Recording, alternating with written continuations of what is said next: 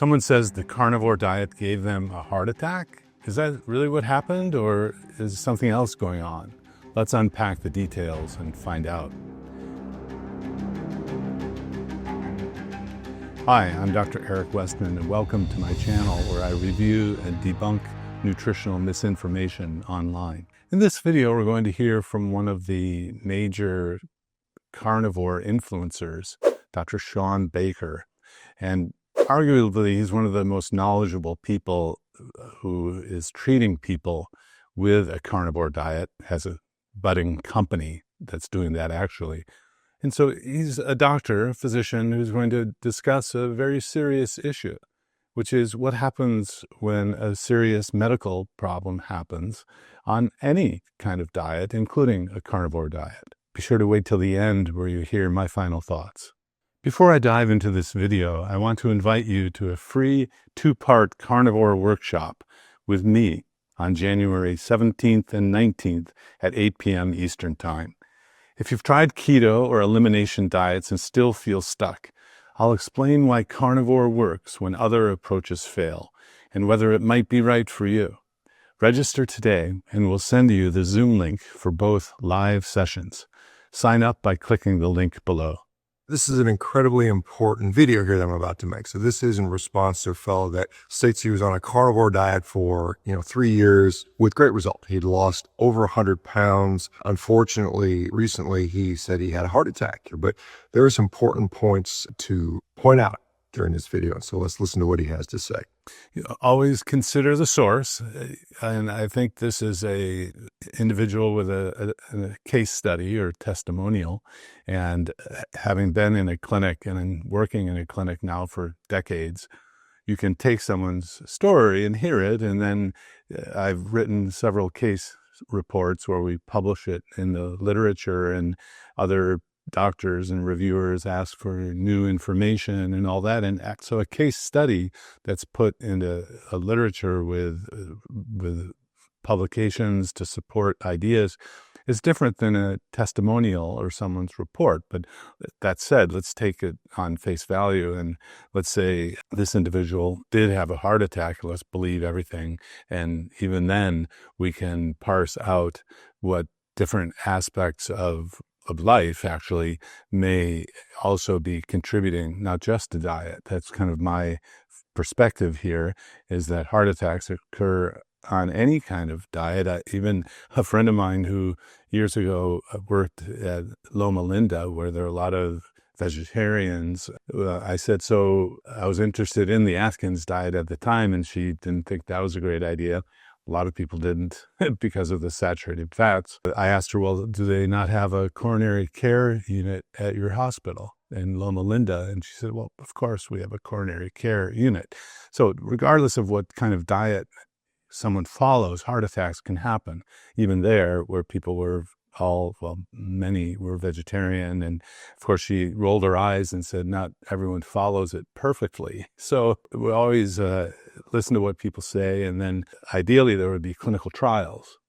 Don't have those yet. So clinical trials allow for greater accuracy and understanding what people are doing, and also randomization so that you can see if it is the diet itself that's doing it, controlling for other factors. So it is more complicated, but let's hear this story and see if any of these things ring true.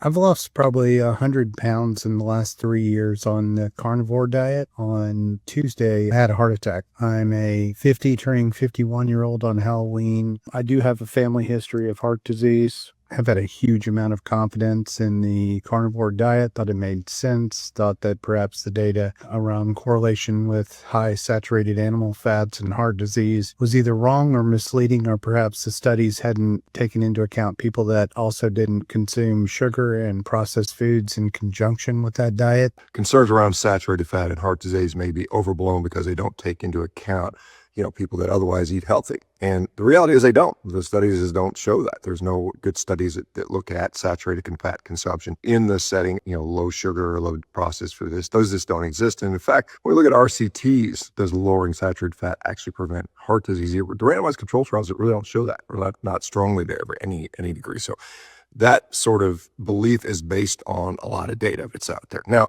one thing I will say, and this is a very important, he was a guy in his middle ages who was extremely obese. Plus, he had a family history of cardiovascular disease. That means that at that time, he was at extremely high risk for having a cardiovascular event, something like probably triple the normal population if you look at data on, like, say, 5-year risk. The fact that he lost 100 pounds undoubtedly decreased some of that risk. Undoubtedly, at 100 pounds overweight, he was insulin resistant. There's like a 90 to 97% correlation that if you're significantly overweight, he's at increased risk for disease. By reducing his weight, he has cut back a lot of that risk. Well, and if we could go back in time, the ideal case study here to really figure out what happened, we'd want to know if he had any coronary disease when he started the diet. And this is the confounder that I'm going to bring up, that if you're living life and you are developing some coronary disease, what we're learning now with clinical studies, not randomized trials, but clinical studies of people with super high LDLs, these lean mass hyperresponders, that some people will still have progression of atherosclerosis on a keto diet, even with measuring of ketones, if they already had atherosclerosis.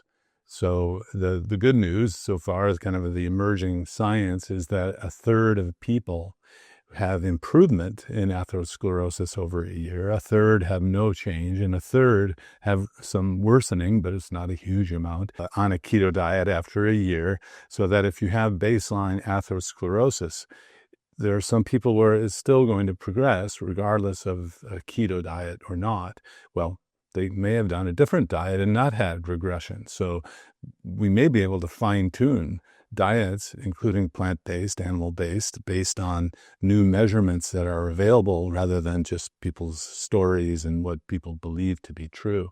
So I would have liked to have known for this gentleman, had he had any atherosclerosis, meaning narrowing or blockages in the coronary arteries before he got started. Best evidence so far is a third of folks at the beginning, even losing the weight. Well, that's a context that hasn't been fully examined, but in my clinical experience, most people with that kind of weight loss do great and don't get a heart attack. I don't see an epidemic of heart disease in my clinic where I use pretty much a keto diet and medication sometime. So I would have liked to have known that he had disease at baseline, because some people will have progression of atherosclerosis even on a keto diet based on the latest data. That's the Dr. Matt Boothoff and Dave Feldman study that the Citizen Science Foundation funded. That's an ongoing study, and we're learning more and more about it. But we don't have information about his baseline anatomy, the different way to phrase it, baseline coronary disease before he started the 100-pound journey. But not all of it. In fact, probably half of that is still residual risk. Don't become fat. Do everything in your power to not gain that excess weight, because you're going to have elevated risk. Maybe some of you guys are familiar with this guy, Angus Barbieri. He was a guy that back in the 1960s, I believe, he went under medical supervised fast. He went from 400 and something pounds down to 180 pounds. So this is a case study, again, one person result who he didn't eat anything for over a year. He had so much energy on his body that he could survive on that. And the head scratcher here is, well, where did his protein come from to maintain the protein functions that his body needed? And we learn now that autophagy, or the ability to use your own protein, again, recycling protein, may be the explanation. But so don't worry if you go a day without eating. If you have extra fat on your body, this gentleman went for a year without eating and under medical supervision. And of course, if you're on medications, the total fasting can make medications become too strong. I'm not a big supporter of that unless you're under medical supervision. Now, and he never regained the weight back. He stayed relatively lean. And guess what? He still died at a very young age. He died at something like age 51 due to what they called obesity-related complications. Again, you have increased risk This is really kind of shaking my worldview. I think my LDL numbers were about 140 and my HDL numbers were 45. In the past, I want to say my numbers were higher and my good cholesterol number was much lower before I was doing carnivore. He also mentions that his cholesterol actually went down. His HDL actually went up by going on a carnivore diet. Now, these again would be markers of lipid risk that have actually improved. When really obese people go low carb, their lipid numbers actually get better. They see a reduction in their cholesterol, their HDL may go up. Again, these are considered positive benefits, even in the lipid side. Now, when people get really, really thin, the so-called lean mass hyperresponder, the lipid energy model seems to kick in, and then we see an elevation of lipids. But in his case, his lipids got lower. Total cholesterol went down, his HDL went up. The doctor would say, well, that's a good thing. And yet, despite that, still has a heart attack. Well, and the blood levels are one thing. The mentioning of an HDL that's so low, he didn't mention the triglyceride. And we treat the metabolic syndrome with the low carb keto diet to lower cardiovascular risk. That's high triglyceride, low HDL, typically goes up like his did. And then we don't look at the LDL in total. We might look at the LDL particles, the small LDLs on a subfraction panel. That this is not always typically obtainable from your doctor. So other things I'd like to know, is he a smoker? What was the blood pressure? Was he getting treated for blood pressure abnormality? These are all, was he sedentary? Another possible confounder that I've seen in my clinic is that you feel so well after losing weight that you start doing more activity, and you may actually stress the heart, have a narrowing that didn't cause a problem when you were sedentary, but you get more active, and the heart has trouble getting enough blood flow because you're more active from that pre-existing atherosclerosis narrowing before. Or he's part of the subgroup of, if you've had atherosclerosis, it seems you will progress even if you do a keto diet or other. We need to know how to match diets better, I do believe. Now, the headline of that lean mass hyperresponder, Dr. Budoff, Dave Feldman study, the headline, the title was Plaque Begets Plaque. So in their study, the presence of plaque at the beginning over the next year was the best predictor of whether you had plaque at the end. So if you didn't have plaque at the beginning, the LDL didn't matter. And this, of course, has caused lots of clothes rending, lamenting that, oh, LDL is, you can't say that it doesn't always predict. It doesn't always predict. And in this context, it didn't predict disease progression at all. Atherosclerosis did. So if you had any of those other factors, and if you have high blood pressure, a tendency toward diabetes, prediabetes, insulin resistance, these are the factors called the metabolic syndrome that need to be treated as well. I'm not sure if he had any of those. I'm a little lost on where to go and what to eat. I mean, I've showed such tremendous discipline in what I have been eating over the last 3 years. Basically, eat eggs and meat and mixed nuts. I wish this video would go out to a bunch of people because I want to hear like weigh-ins because it's such a controversial topic. Well, what I would say is I would continue to do a diet that keeps the weight off, right? Keeps the blood pressure down, insulin resistance down. Those things are still beneficial, and it may still be a carnivore diet, perhaps. Now, I don't know what his lipid panel is. Obviously with a 140 LDL cholesterol, most people would recommend lowering that, particularly in a secondary situation. When we talk about lipid lowering therapy and we talk about, is it efficacious?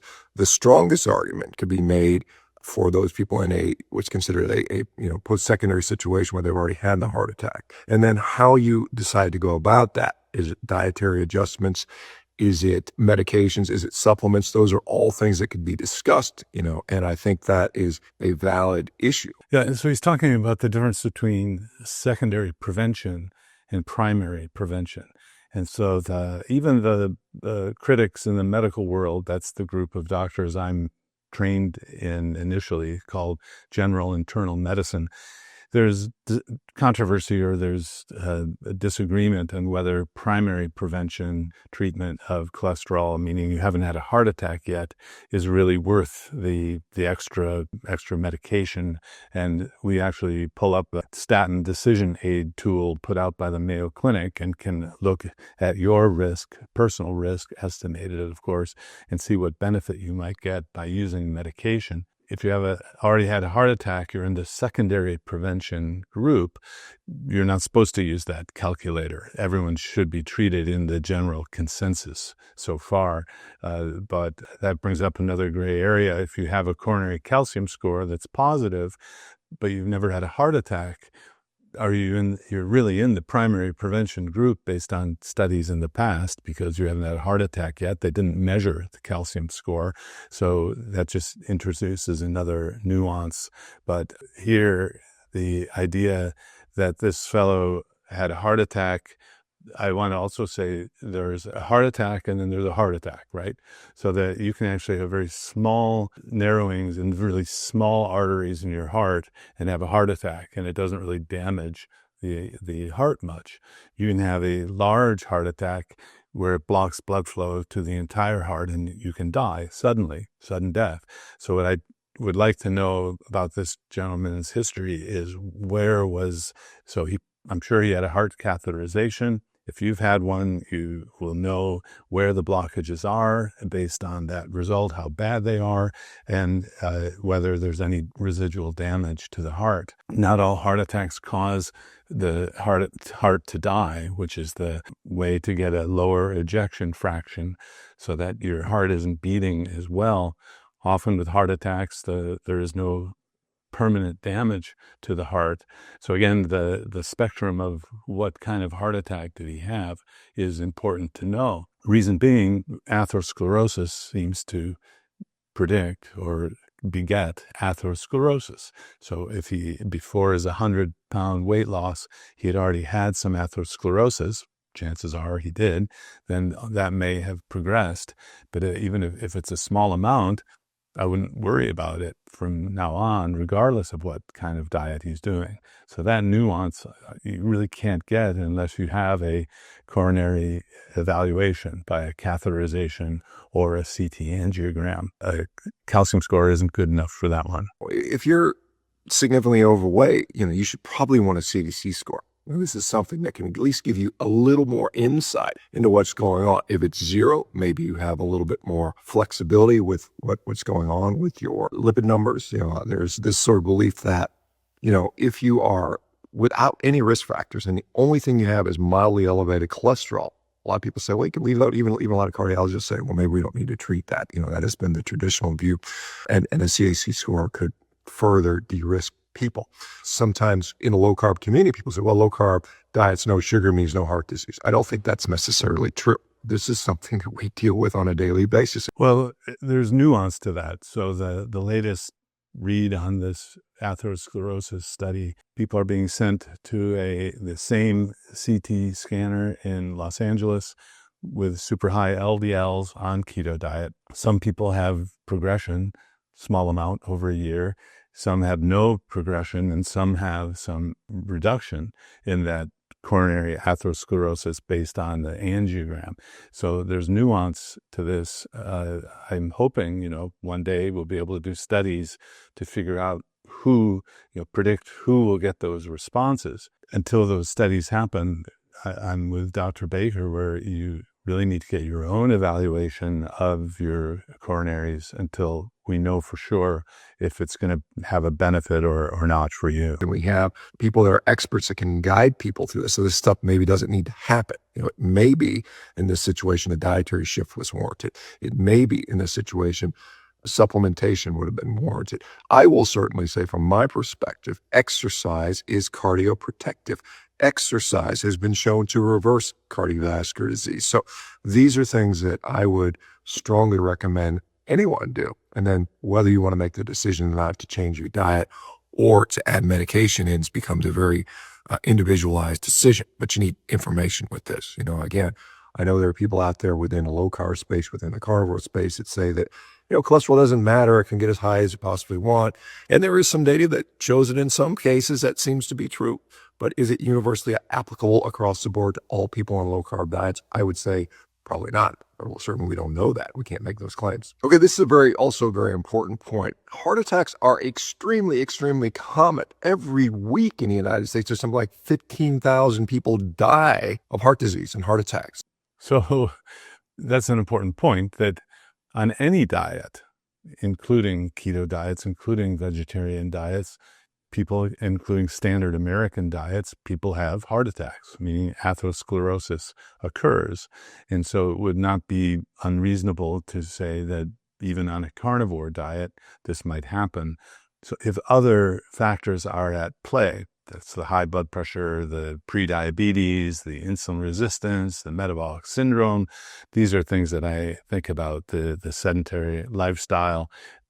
So it's important to know that this happens on any kind of diet. A randomized trial or some kind of prospective study with controls would be able to teach us whether one is better than another. And until that happens, I don't think we can say that one diet's better than another. And so the fact that you see some people pursuing any type of diet, whether it's carnivore, keto, vegetarian, vegan, Mediterranean, heart attacks is just not that uncommon. It's not that unusual. You will continue to see people of all dietary persuasions continue to have high amounts of heart attacks. That's just the reality of it. There's the fact that, you improve your cardiovascular risk doesn't bring it down to zero. And you have so many people that start ketogenic low carb diets that are starting from such bad cardiovascular positions. They're significantly overweight, they're pre-diabetic, they're diabetic, they have metabolic syndrome, on and on and on. That population, irrespective of any intervention you do to them, is still going to have a high risk for heart disease. As I said, the best thing you can do is never let yourself get in that position in the first place. I'm writing a new book about this stuff, in fact. And so we want to make sure we teach our children to not become obese, to not become sick in the first place. It's not one of these, I'll fix it later. I'll just get fat and eat garbage while I'm young, and then I'll just fix it when I'm in my 40s or 50s. Doesn't work that way, guys. Don't allow yourself to get in the position that this guy was to start with. Well, I like doctors who are in the clinic giving their experience. Dr. Shawn Baker is helping people one-on-one. The reason for that, the reason I value that, is that everyone is just a little different, and the stories can be different. And then we're not just giving out information, just do this, do this, do this, without the nuance of individual. They can't do it, don't want to do it, would prefer other things. So I really value the information and perspective that Dr. Baker gives here. Whether or not the diet itself was the cause for the heart attack here in his situation, I don't think we can really say. It can be, again, correlation, not causation. He clearly had all these other benefits going on at the same time.